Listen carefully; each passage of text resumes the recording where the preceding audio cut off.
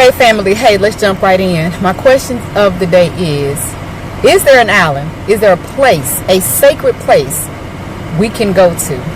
Who is we?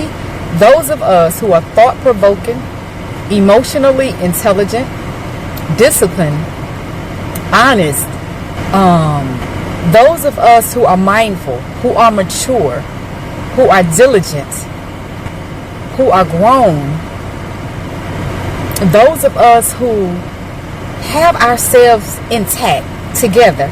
We know how to handle difficult situations, problem solvers. Again, we're thought-provoking. Is there an island? Is there a sacred place just for us? Because baby, when I tell you, being in the midst of those who are emotionally not intelligent, it's a difficult task. It is difficult to navigate life amongst those people. It is draining. It is exhausting. And being as though I've been exposed to it up close and personal, I like to know that, yeah, there's an island, a complete sacred place away from those that can't keep it together, emotionally unintelligent, immature as a 4-year-old after they've turned 30, 40, 50. If there's a place and a way to get away from those people, baby, sign me up. Put me at the top of the list. I'll go at the bottom of the list as long as I can make that list. It is, when I say, I'm going to repeat, it is exhausting and it's draining to be amongst those who can't keep it together.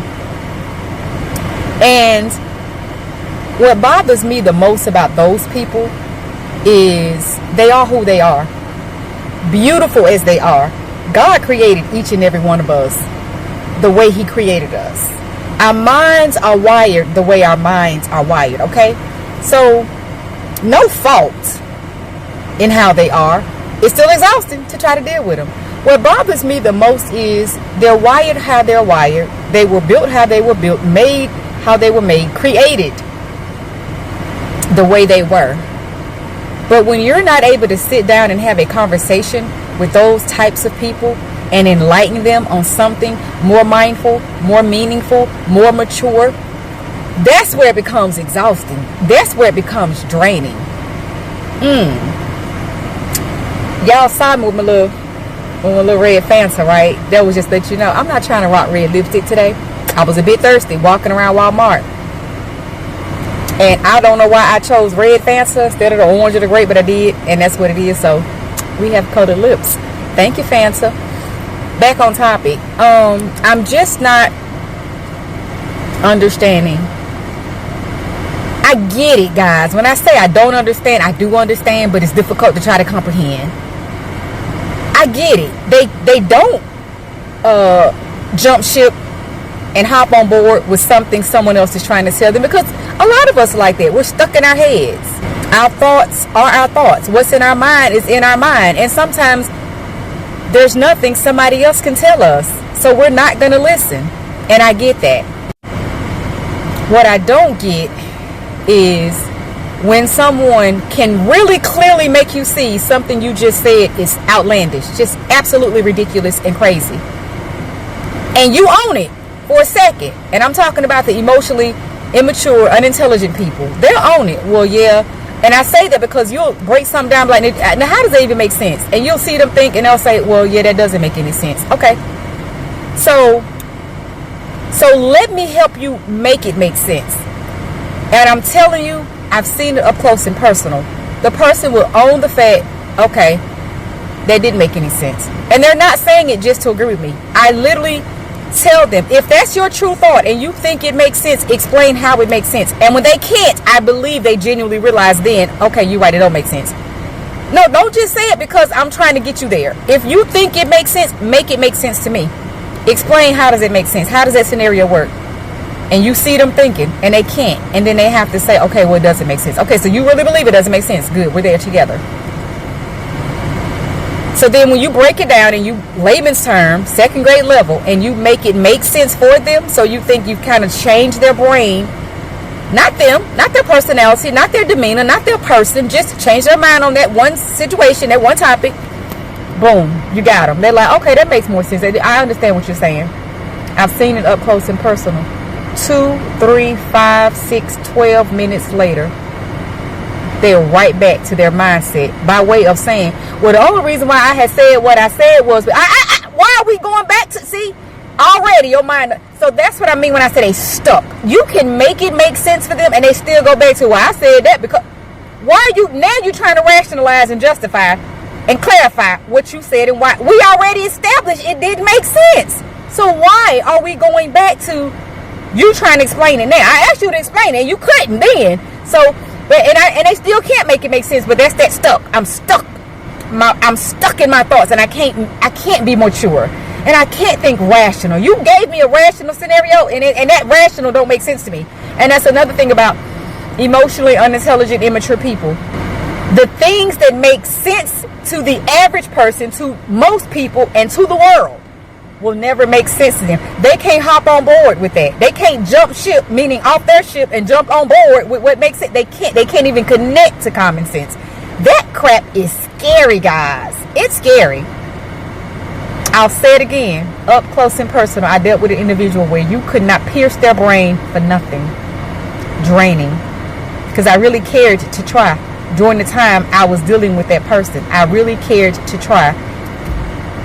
And the emotional unintelligent part was just crying at all times, crying for no reason, getting emotional. And I'm like, and then would try to justify that again with, well, I'm just an emotional person. I get it being an emotional person. But if someone's sitting and having a conversation with you over dinner and you just break down crying and nobody died and you didn't stump your toe, like nothing really hurt your feelings, nothing obvious, and you just crying because really you hearing something you don't want to hear. You're hearing a person is not into you. You're hearing that you can't get a relationship out of a friendship or things of that nature. So I get how they can hurt your feelings, but when a person have not led you on, they've made it clear and made it plain, you shouldn't really be emotional, because it ain't like somebody sold you a dream and then switched it up on you. That didn't happen. It's draining to watch a person navigate like that, because I get some things can be hurting your feelings. If you can't have a relationship you want that's been established as a friendship, I get that. But I'm talking about other things where you're just being immature. You're hanging out with a person and you decide, I'm gonna cut the day short and go ahead and go home, and they're in their feelings because they can't spend more hours with you, and they get in their car and peel off like a 2-year-old. Like, you mad because I'm grown. I can go home if I want to go home right now, if I want to cut the day short. Or you're sitting at the table and normally you're talkative and today you're just a little bit quiet, or maybe for whatever reason you're not as talkative and the person start crying. Now I'm getting somewhere because I know the other things sound like, well, a person's feelings could be hurt, they could be emotional, but I'm like, what you crying for? Well, normally you talkative and you're not talking now, and you crying, and that's something for you to be crying about. Like, I could give you guys probably thousands, not hundreds, thousands of different scenarios of situations I dealt with an individual that was very emotionally immature, yelling and screaming at the top of their lungs because they can't get something out of me, meaning a conversation, meaning I know the conversation is leading to an argument. I'm going to be mature and just not respond. Well, can you answer me? And maybe say, okay, let's just say, give an example of the person asking me what's wrong. I'm like, there's nothing wrong. We're good. There is nothing wrong. Well, why did so-and-so and so-and-so happen? I don't know why that happened, but there's nothing wrong. That you want to know what's wrong. Nothing is wrong. Okay, so let's let it go. Let's drop it. There's nothing wrong. We're good. And that's not even me lying, because if I'm not good, I got too much of this right here. I'm going to tell you we're not good. I'm just saying we're good. And then the person just, in the middle of a floor. I'm like, what is wrong with you? Oh, you've never felt the need to yell? Yeah, I did, but I've never felt the need to yell in front of a person that already think I'm not stable in my brain, that they always telling me that there's something wrong with me. So I wouldn't prove that to you by yelling in the middle of the floor. Again, just crying for no reason, getting angry for no reason, throwing food out of a window. So there was another situation, I'm talking about the food out of the window, another situation where I was hanging out with this individual, and this is actually scenario 2. I decided I'm gonna cut the day short. We couldn't decide if we were going to just like grab some food and eat in the car, go sit inside of a restaurant. It was just crazy. I noticed this person had like the shakes. If you ever have had the thing where you're trying to cut back on carbs or something, you get the shakes when that happens. You get the shakes. And I think the person hadn't eaten all day. And I'm noticing a little trembling. So I noticed it. I don't say anything about it. I said, you know, I'm going to cut the day short. So you could go head on home and eat. You know, we'll just go our separate ways and have our food or whatever. And we'll meet back up and hang out another day. This is the same day. They didn't like that. They wanted to stay hanging out with me because this person was very much so like stalkerish and clingy and had abandonment issues, right?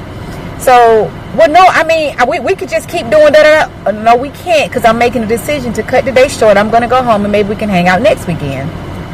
This is the day, same day, mad. Close the door, slam the door, got in a car, and I peeled through the parking lot. Could have hit another person or another car. I was like, wow, this is a grown person. Not only that, later on, start texting me all these crazy text messages and I'm like, all because I said I'm cutting the day short to go home to eat. Then told me I didn't pay for the food, so you didn't throw my money away. Then told me, and that food, by the way, it's on the side of the road. So now you're telling me that you threw your food out the window of your car. Is there an island that we can go to and get away from emotionally unintelligent people? I said what I said, I meant what I meant, and I'm asking the question genuinely. If y'all find that island, sign me up. A girl don't care where I am on the list. I just need to be there. Y'all have yourself an amazing day. I'm hopping up out of here. Y'all have an amazing day. Bye.